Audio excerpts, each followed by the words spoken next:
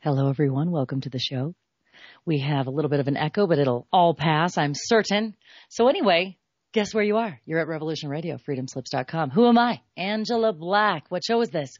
At this moment, every Thursday night, 10 p.m. Eastern / 7 p.m. Pacific, or in whichever time zone on the globe that you exist, as they manipulate time in the human construct of the mind, etc., etc. So anyway, please do find yourself at the donate button at the side of the chat room, which is freedomslips.com/new chat/live.htm.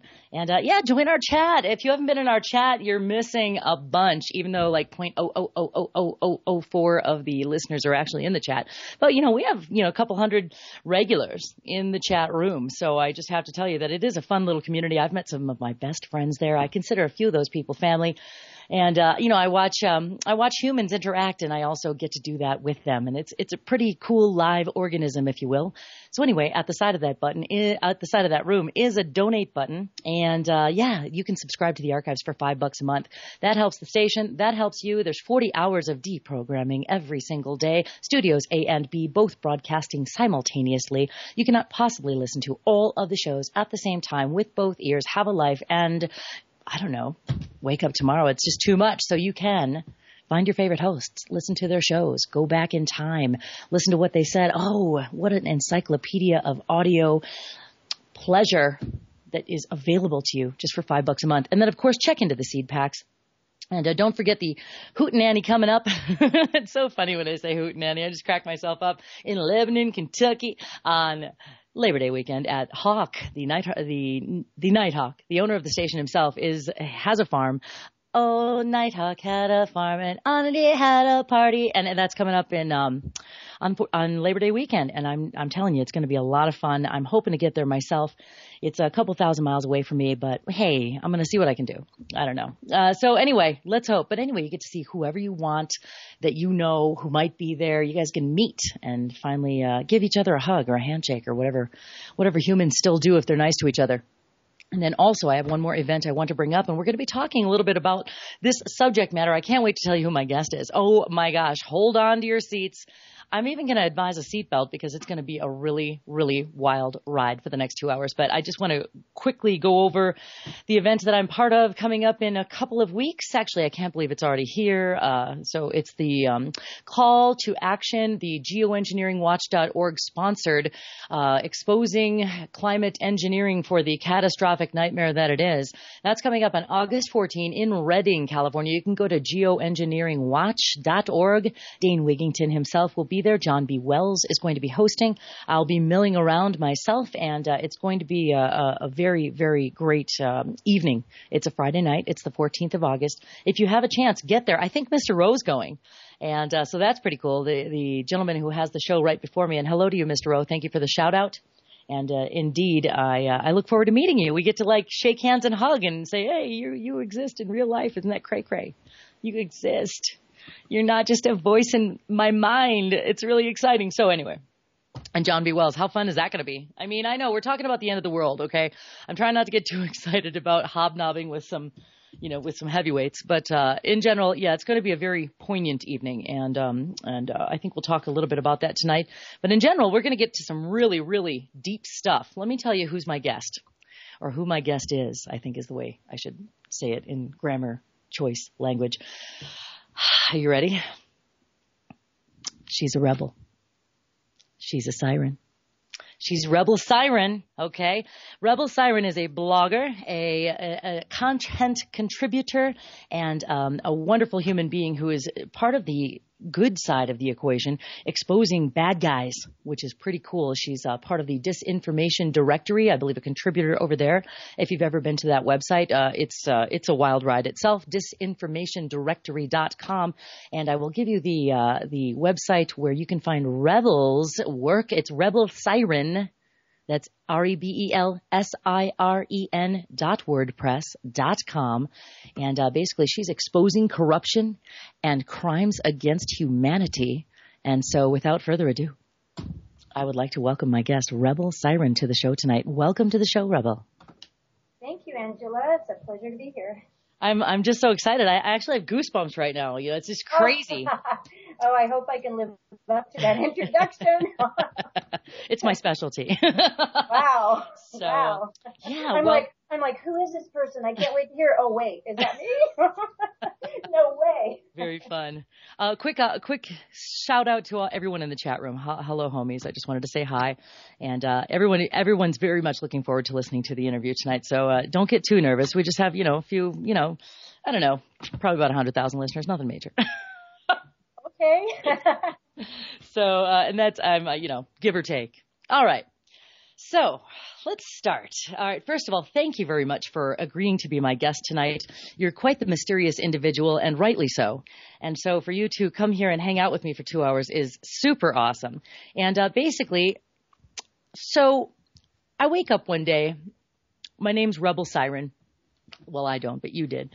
And then you just decided to start exposing bad guys and noticing what's going on around you and deciding to comment on it and with clarity. And I'm just wondering if you could take us, I don't know, back to day one or week one or whenever the Rebel Siren phenomenon started. Well, I'm not sure I'm a phenomenon. Yeah, I just did what everyone else was doing. I started just waking up and I started seeing things out there. And of course on Facebook, social media, whatever, I was going around and I was starting to watch videos and things that are very enlightening, like things on GMOs and stuff, and just horrified at what's happening in our world. And then I started noticing people out there, basically trolls, making comments like, no, GMOs are going to save the world, and all the whole, Monsanto spiel and spin and whatever. Mm-hmm. And so I started out just kind of doing that, just like making comments. And then I started just researching beyond the mainstream, because when I would research, I would notice only certain things came up, and I was like, well, this can't be right.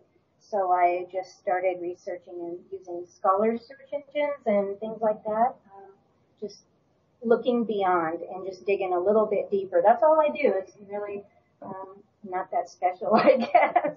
But I just decided I thought, I just want to be heard more and not have people just kind of judge me right off the bat, or just say, oh, this is just a woman, she doesn't know what she's talking about. So that's when I created my blog, and I just wanted it to be kind of a neutral platform where I could just inform people and they could read pieces. Basically what I do is I just go through, I research, and then I provide a lot of links. A lot of links people don't click, but according to my stats anyway.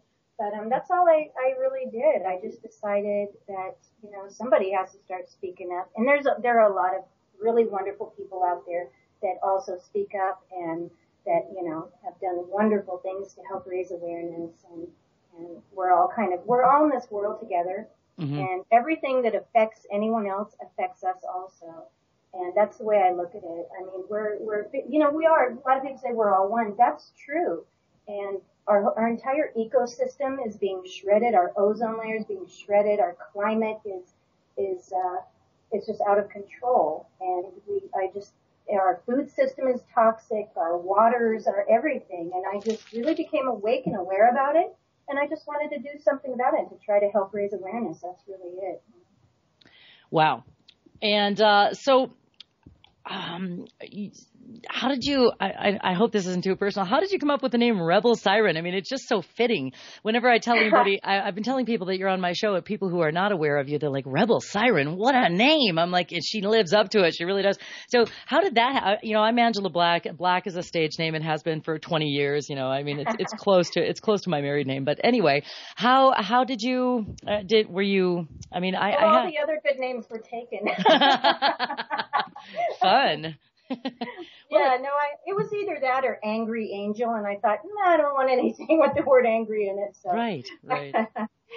It's funny. I don't know if you know, I didn't get a chance to, we just finally spoke just a little bit before the show, and I'm Angela, so, I have that angel, thing in my brain, and I used to write, my quote was, I'm a rebel, but I'm an angel, but I'm a rebel, but I'm an angel, but I'm a rebel. So it's really cool to talk to a fellow rebel, and yeah, so, and I try to be a happy angel sometimes, but, it is such a, I come across so much bad news all the time, and it's so disheartening. I really have to, shut my brain off for a day after doing a lot of radio. I do 4 shows a week, including one producing. And it just comes at me. I get down. How can I not? I mean, and then I've got emotional triggers that happen, including, Cecil, the lion. I mean, and that's really important. Believe me, it's very important. But I guess my question to you before we continue on with, talking about these crimes against humanity and what you have found is, how do you deal with all of the, you're doing all this research, you're finding out all this bad stuff. How do you deal? What's your mechanism? Because I'm taking notes. Well, wow, that's quite a complicated question, really. I don't know. I mean, I feel inspired, and then I just go with that. And then there are times when it does get to me, I get sad. I cry. I just think about it, and I just break down and cry. That doesn't happen a lot because I'm not really that emotional type of person. But yeah, every once in a while. And I honestly don't think there's anything wrong with that. There's people out there that think that, being sad about the state of the world and what's happening is like a bad thing and a show of weakness. And I actually think it's a show of strength because it means we care. And if we care, then that means we're going to do something about it and try to do something about it anyway. That's a great response.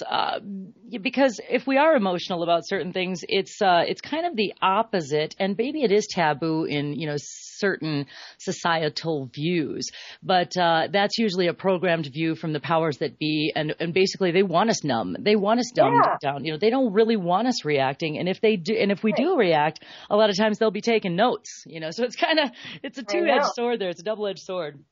It is. The fluoride in the water and all that. So,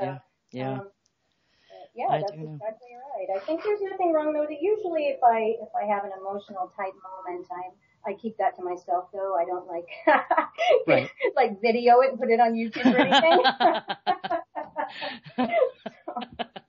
I hear you. To do that. That's funny. I do find being on air for myself very therapeutic, and I'm certain that when you put all those pieces together that you are researching and you come up with your articles, that probably is some type of rewarding solace in its own right for you. Well, I feel like it's never done, and I do a lot of editing, and when I find new research, I go and change links and add it in there, and trying to get people to actually do the research, because I don't really want people to just take my word for it. I want people to do the research and click the links and check it out for themselves and see. I really want people to be able to see what I see, and that's what I'm trying to do. That's really all I'm trying to do. Wow. All right. So what are you noticing lately? I mean, we're talking about some pretty heavy topics. I mean, I saw an email from you, and you were basically looking to connect a lot of, bad stuff together into a string that is not an accident. And I was wondering if you wanted to just start delving into things that you see are connected and how you see that as the big picture. Okay. Well, basically, I think everything is connected in one way or another. And either indirectly or directly. And a lot of it is directly when we just trace what's happening with GMOs and like Monsanto, the chemical Corexit that they use in the Gulf and all that. It's highly, highly toxic. Those dots all connect. Bill Gates, vaccines, climate engineering, it's all connected, all of it. I don't know if I think a lot of people are aware of this now, but Bill Gates has been funding climate engineering research since 2007. He also owns 500,000 shares of Monsanto. He's pro-GMO, and he also pushes vaccines. And those are some pretty big dots right there. Don't forget about the sterilization chip that's the new testing ground. Oh wow! Just don't get me started on that. That's that just speaking of being sad about some of these things, most of the time I'm angry. I just at the nerve of the power structure doing this to innocent people, doing this to nature, doing this to future generations. I mean, what chance does this planet have and all the life on it? I mean, I think we're definitely heading towards extinction, and it just seems like the human condition is, I don't know, it's just the power structure and everything. And it's kind of like, it seems like we are dumbed down. If we dare to turn off our TVs and stop watching reality shows and football and stop, going to the mall and whatever, and we just start, connecting with each other and with nature. And because I feel like those connections are lost and everything is separate. Isn't everything in this world separate and compartmentalized? Everything is so separated, and it's kind of like, unless we can find some unity and care about everybody as a collective and just care about all of humanity rather than just what we're going to get out of something or how it's going to affect us or just our people or whatever, then things aren't going to change as long as some of the mindsets and mentalities out there that are like that don't want to change. Ethnocentricity, for instance, America, divide and conquer. It's for the people that are, maybe they're not listening to Revolution Radio or alternative media, which, by the way, has its own flaws. But let's say they're just mainstream media viewers, and it's exactly what you just mentioned about nothing being connected. At least, to the average viewer or average human who's just going through working all day, coming home, drinking a soda, eating dinner, getting tired, going to bed, doing it again, and that's what's offered to them is pain, division, differences, pointing fingers, blaming things, and it's no wonder that the world is in the state that it is.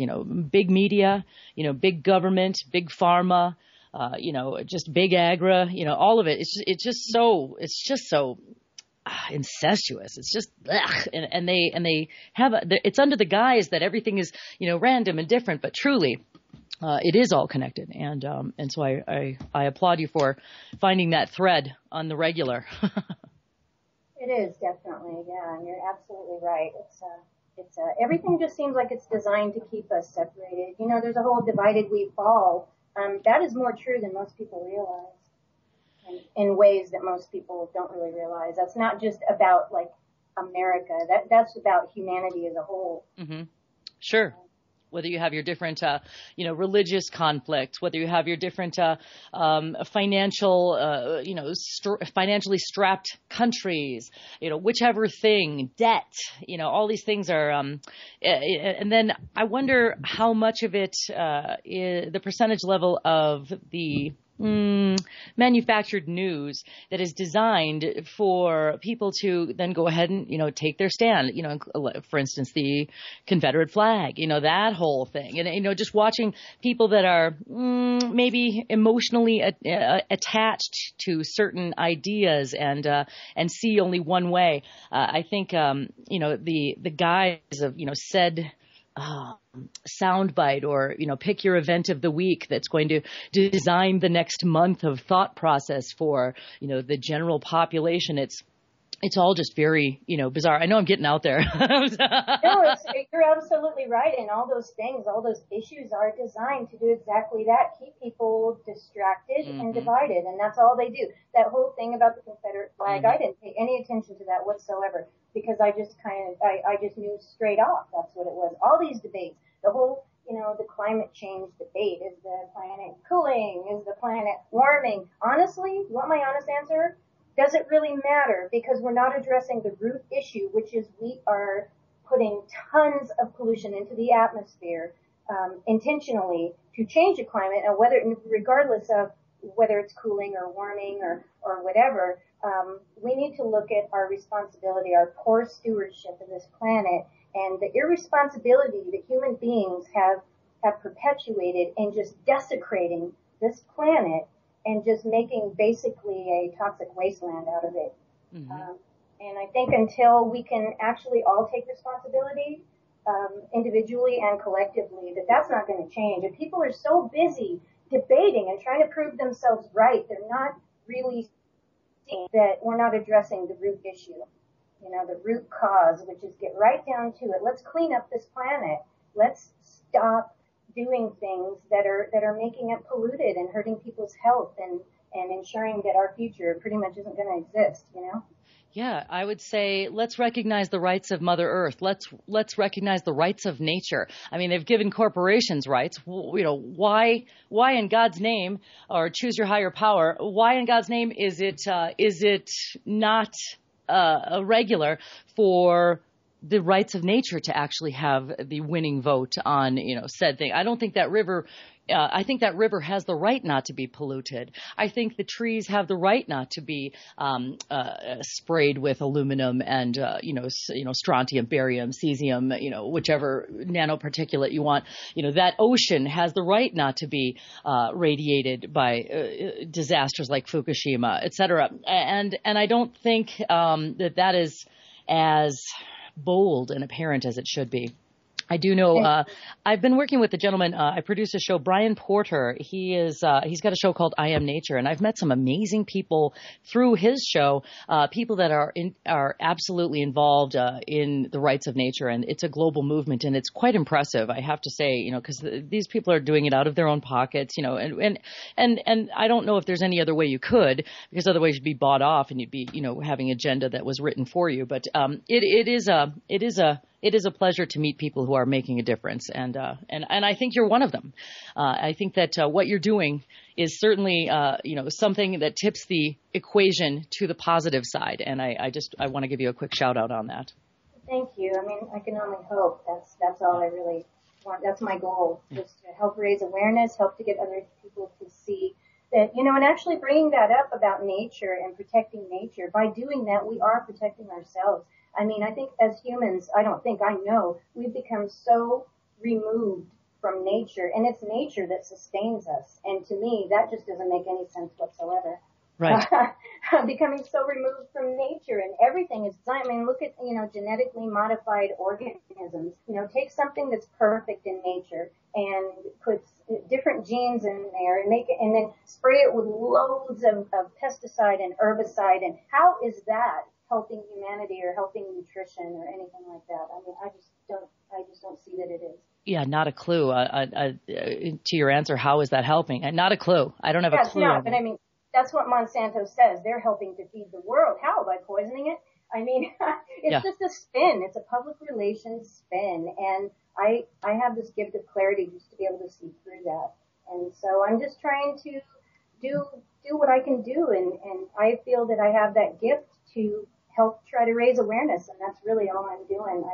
I don't really think I'm doing anything more than that, really. I mean, that's if I could, if changing my name or whatever would help, I would do it in a heartbeat.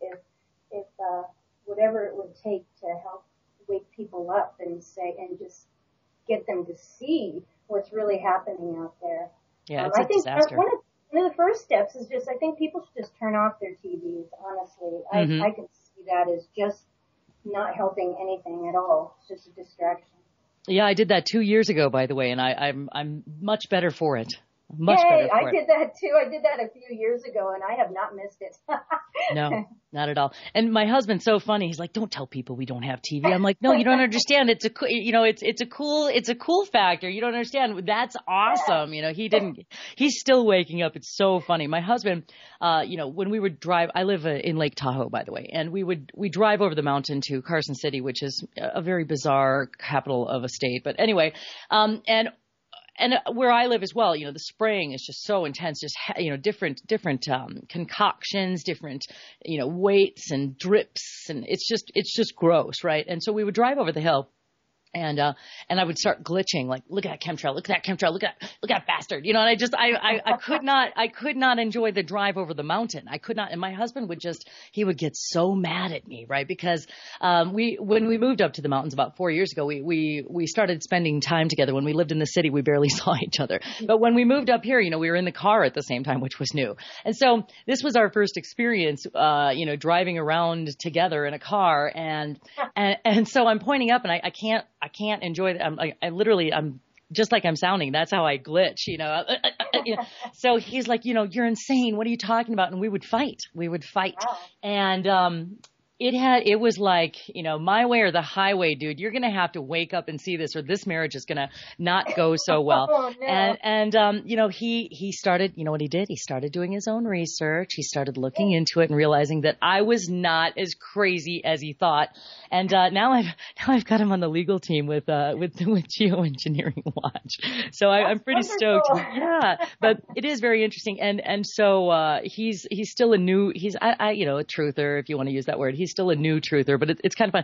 However, he's an original truther at the same time because he is has been very involved with the Kennedy assassination, exposing the real truth there. So he was an original conspiracy theorist, whether he likes it or not. But at the same time, I'm like, here's me. I'm like, that's so 50 years ago. That's funny. So you can only be a theorist if it's a theory. If it's fact, it's fact. Right. Exactly.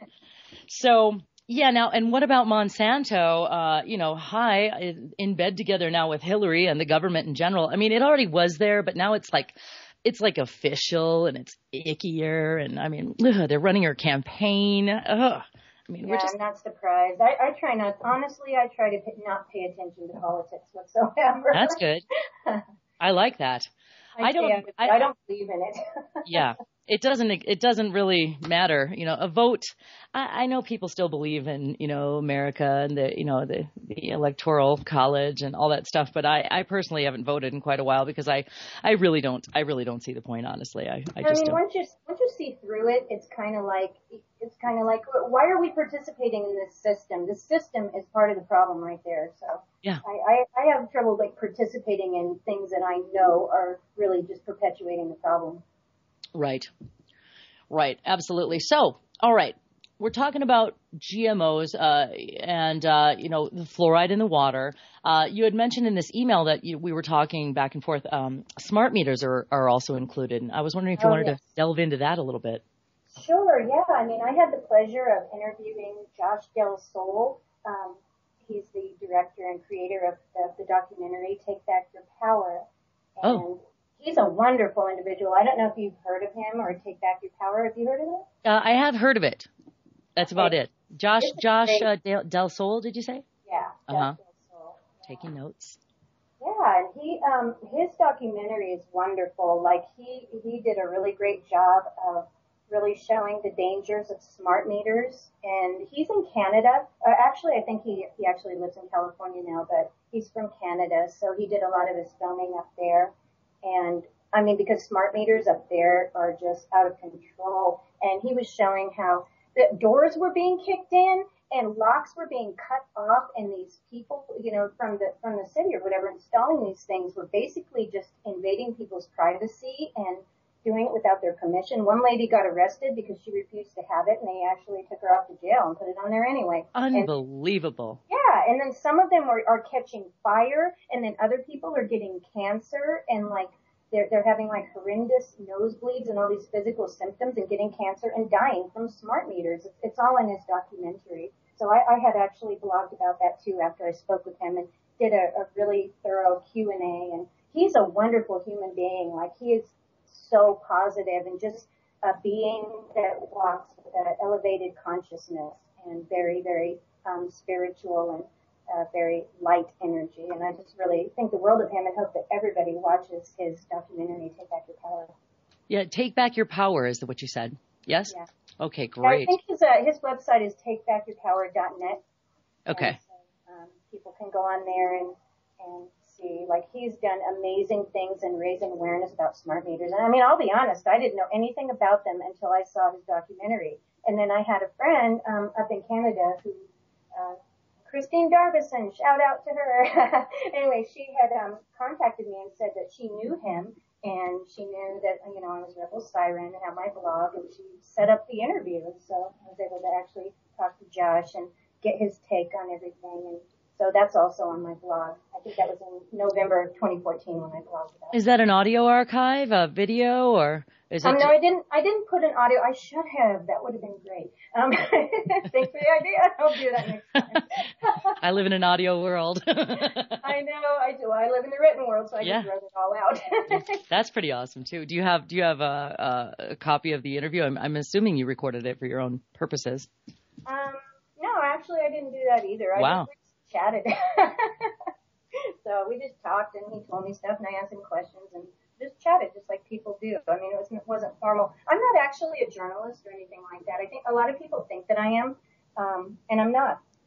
I'm not even really a blogger. I'm just like a caring human that blogs. Mm-hmm.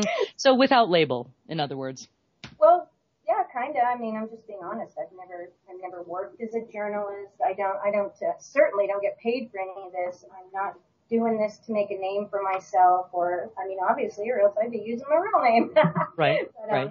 Yeah, I mean, once I started waking up and I started really seeing what was going on, because I too used to live in a big city and I didn't have time for anything. I didn't notice the sky. I didn't realize if I was eating a GMO or whatever. And lifestyle in the city, as you were just describing, is vastly different than when you move to a smaller town and like in the forest where there's pine trees and mountains, and then you start noticing things aren't right. At least that's how it happened for me.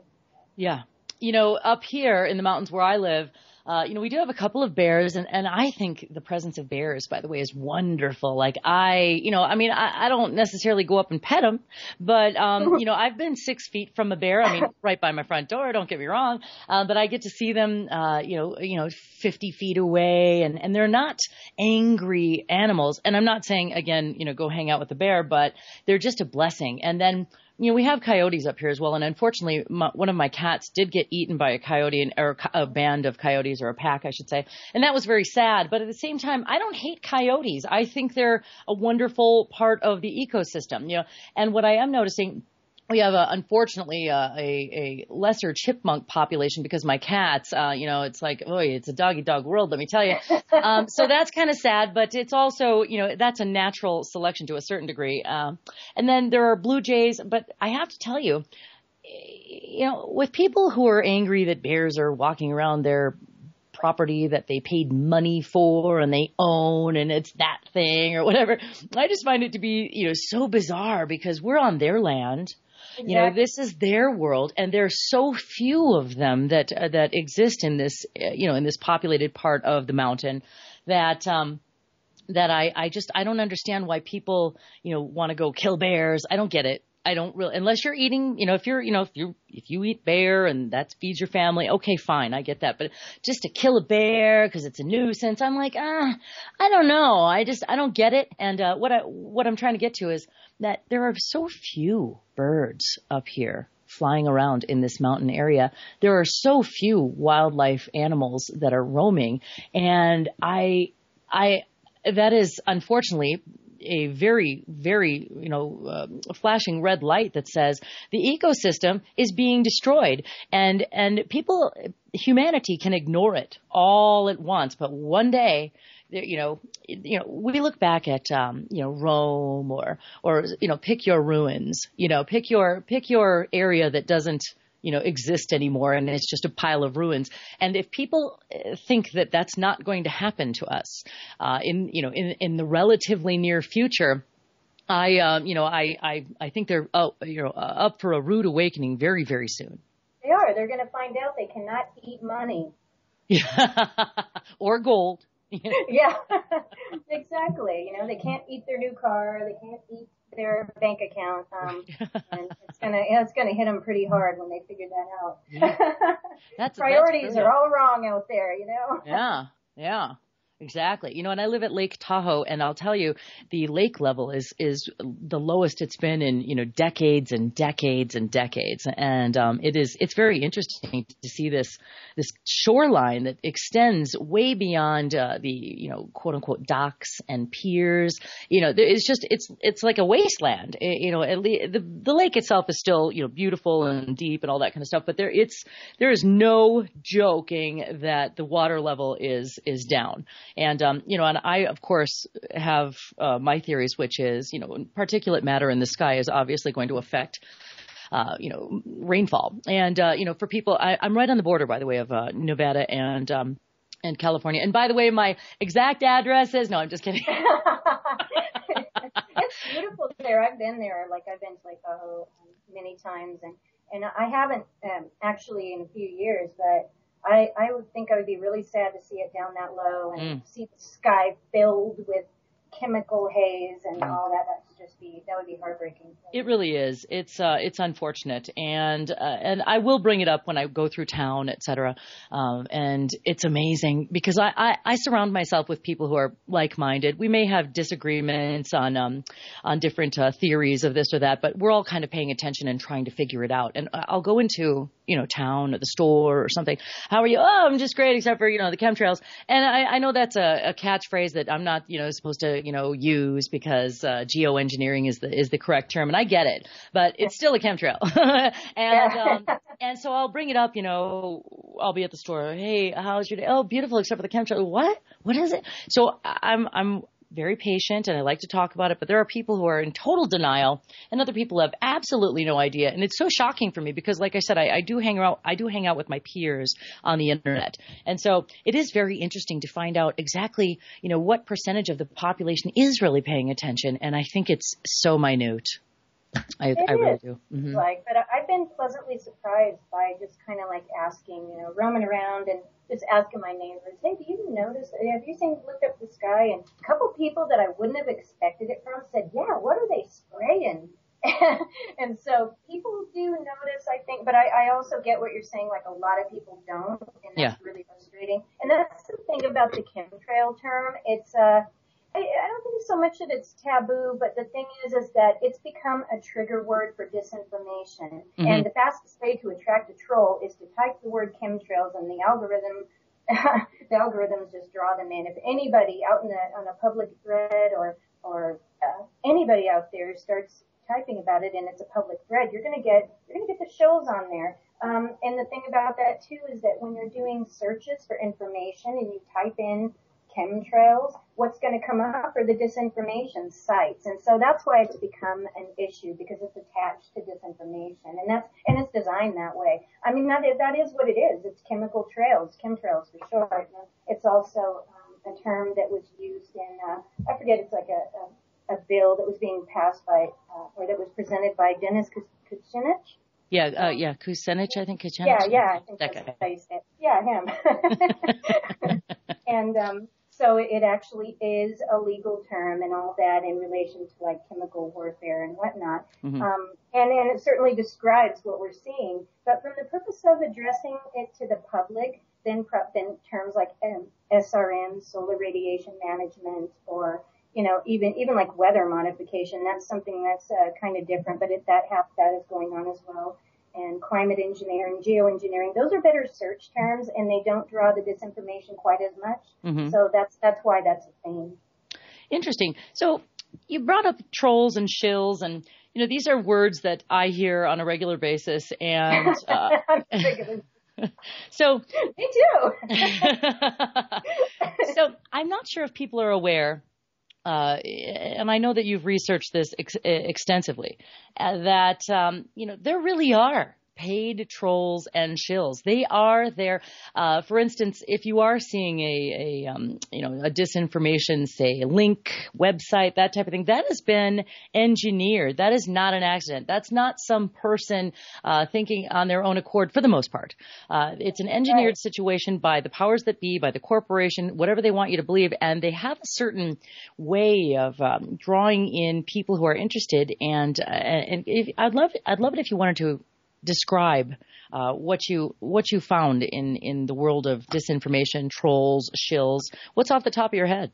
Off the top of my head are their tactics are transparent to people that know what they are. So once you learn their tactics that they use, then it's pretty easy to spot. In fact, people that don't even really consciously know the tactics are pretty much spotting them anyway, because it's kind of hard not to. They just repeat the same thing over and over. They never provide any credible information whatsoever. Basically, all they do is straw man, conjecture, character assassination attempts, just trying to discredit somebody else rather than showing if they had anything valid to say. Why are they wasting their time trying to just discredit someone else who does have valid something to say? So that's kind of after a while it becomes very, very well. Speaking of how I got into this, that's kind of what happened. Like what I was going to say, I was watching documentaries or I'd go to YouTube and what was the first one I watched? Like Food Inc. or something like that. I don't remember. It's a long time ago. And then I noticed all these, you could make a comment, this is a great video, or, oh, wow, I didn't know about GMOs. And then boom, you'd just be attacked by these accounts, these names, these like fake accounts, and they would all be saying the same thing, and they would be saying, you're anti-science and whatever it is. It was ridiculous.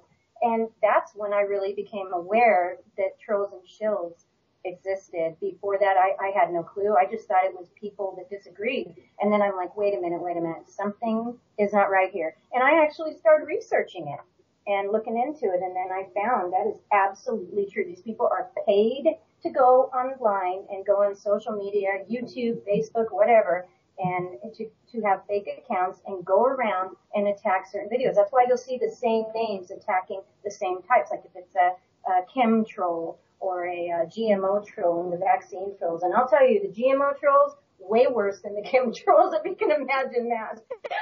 Wow. Yeah, they're terrible. They're really horrendous. And what do they get? All use the same tactics, though. They all do. And they get paid like do they get paid per thing or per response? It depends on where they're hired. Like you can look on Craigslist and the work at home positions, forum posters, and different work. And you can tell when you read the description, you can tell what kind of thing it's going to be. And from what I could ascertain out there, that's exactly what it is. They can get paid anywhere between like some kind of a base salary. It probably, like any other job, depends on how well they do. They probably start out with like a per comment thing, like 2 cents per comment or whatever it is. I mean, I don't really know specifically how much they get paid. I just know that they do. And there's public relations companies that are like behind it, because Monsanto corporations like that can afford big bucks for that. And that's considered part of their public relations. To hire work at home forum posters is what they're called, or they might have other titles now. This is like about 3 years ago when I looked into it, so that's why it's not like fresh on the top of my brain. But yeah, because I went around and I was looking at ads on Craigslist. Wow, this and this, and I researched a bunch of articles. And if you go to my debunker article or dispelling disinformation strategies, please don't feed the trolls article, I list a whole bunch of links that people can click on and get more information about it. And then of course there's that's just like corporations, like a corporate thing, and the public relations companies that do that. And also it probably might be considered some kind of marketing thing, like they think they're marketing their product by convincing everyone that their product is safe when you look at it like that. So GMOs are a product. They want to convince everyone it's safe. They do that by going around and attacking people who are trying to raise awareness that they're not safe. So that's kind of like the bottom line of it all. And, the same thing, and also if you notice, the same thing goes with like vaccines, fluoride, everything. If you notice, there's always the trolls that attack always say the same thing, even if it's a different type of issue. And they always say exactly, they use the same tactics. And to me, it's just really obvious. So, and I think a lot of people out there, people who have been doing this, trying to raise awareness for a while, have all seen it too. That's what I can see anyway. Sorry if I'm kind of like babbling. I'm really tired. Oh no, not at all. Clear radio personalities.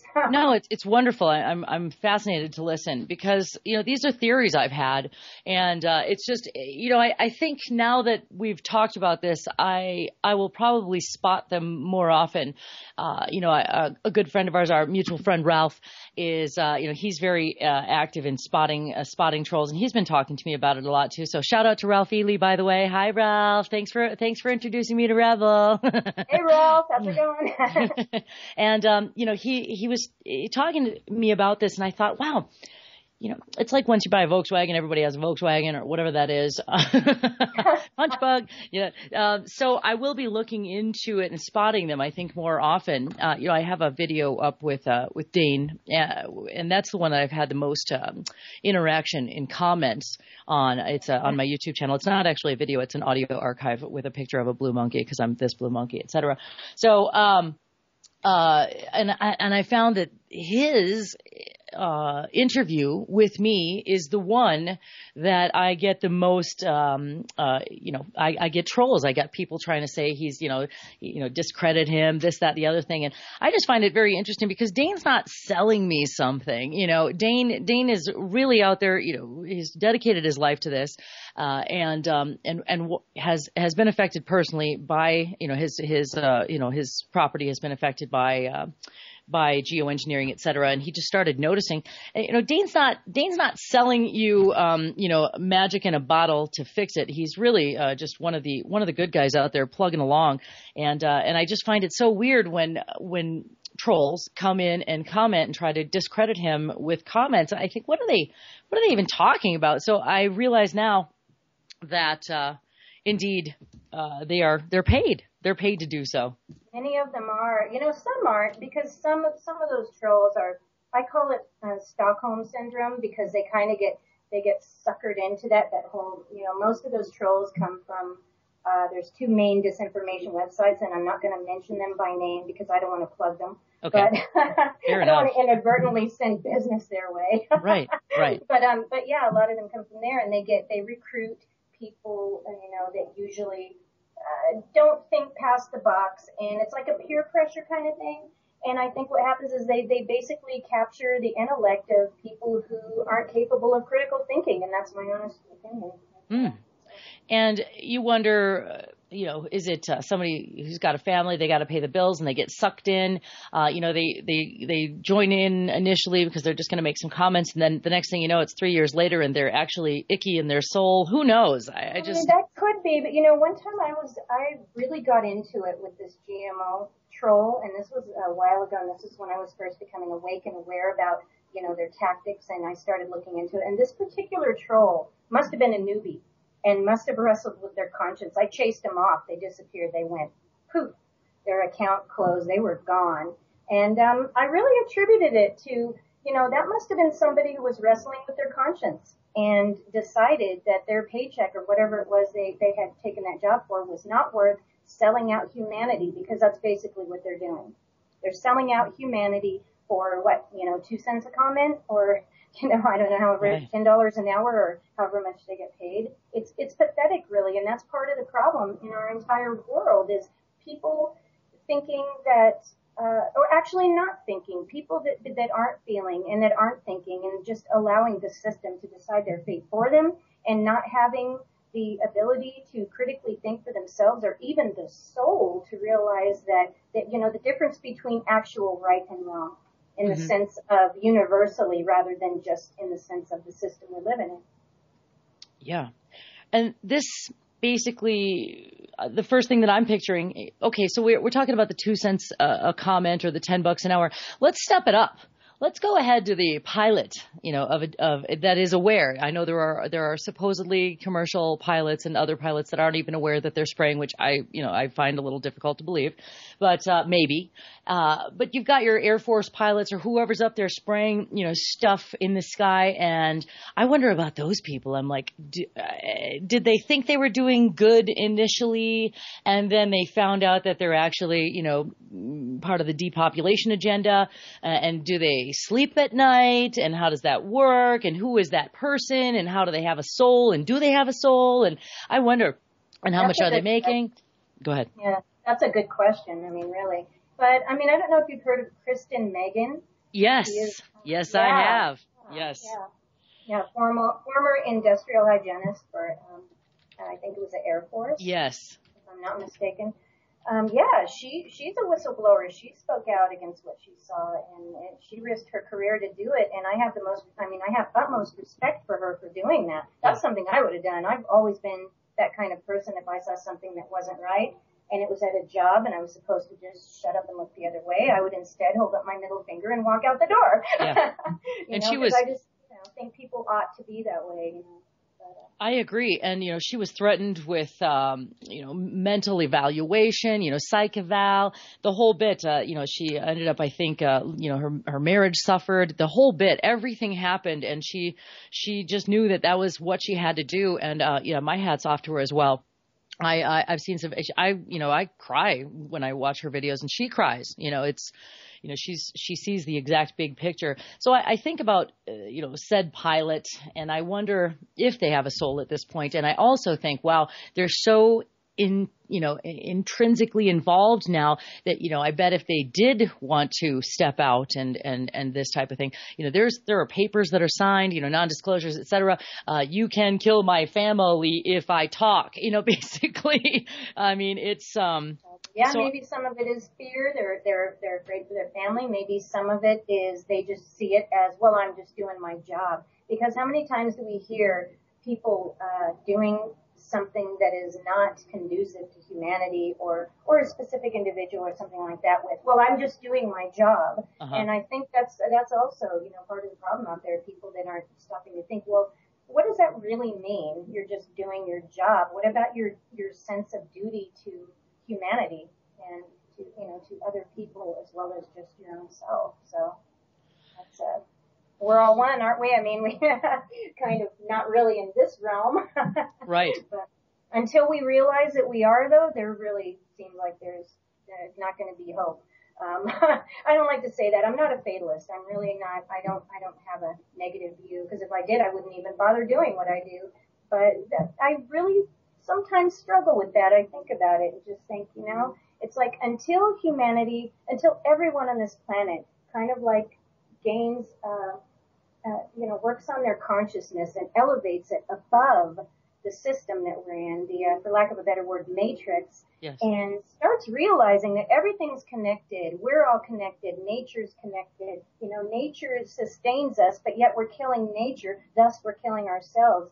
And it's, I think most people just don't even look at it that way. They get so caught up in their world, in their own life, in their own whatever it is they're doing, their own businesses, their own families, which, I mean, there's nothing wrong with caring about your family and your business or whatever, but when you're not looking beyond that and seeing the bigger picture, then there is a problem.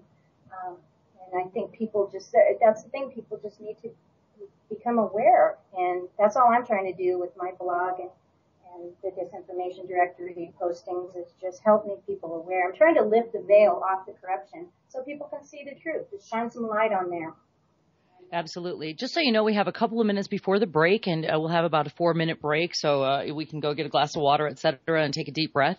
And and so at that point, I think maybe I might just look into a couple of your articles and maybe ask you some questions. I know you're doing some research right now on writing a new article. I'm not sure if you've written it yet. Talking about along the lines of the trolls, et cetera. We're maybe talking about manipulation of people and their mindsets. And what's interesting about that is that's obviously a particular version of mind control.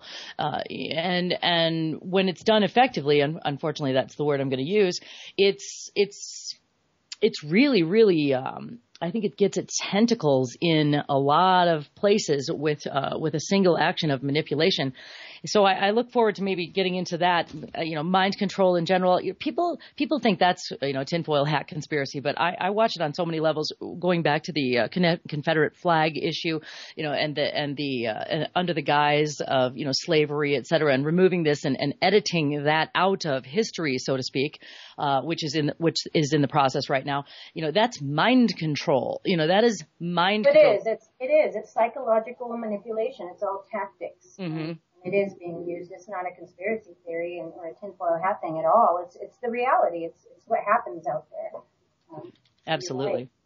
Yeah. So I'm going to give your website out. Websites, let's see. We have Rebel Siren, that's RebelSiren.wordpress.com.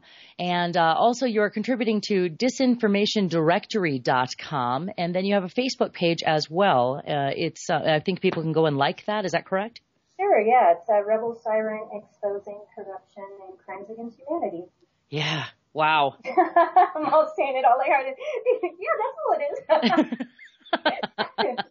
And of course, there's some other really great sources of information. There's Global Skywatch. I mean, I think the world of Russ Tanner. There's Dave Wigington's site, geoengineeringwatch.org. I mean, there's so many places people can go to get information beyond the mainstream. And do the research. And I advise everybody, please click the links, Yeah. Don't just read the thing or don't just like it when you see it scroll across Facebook. Get on there and click the links and do the reading and, take the time to do that. I hope everybody does that, really. Absolutely. And what do you find to be the most, here we go. What do you find to be the most awesome thing about having a break right now? Oh, yay. All right, everyone, we'll be right back in about 4 minutes or so. I'm here with Rebel Siren tonight on At This Moment with me, Angela Black, on Revolution Radio. We'll be right back.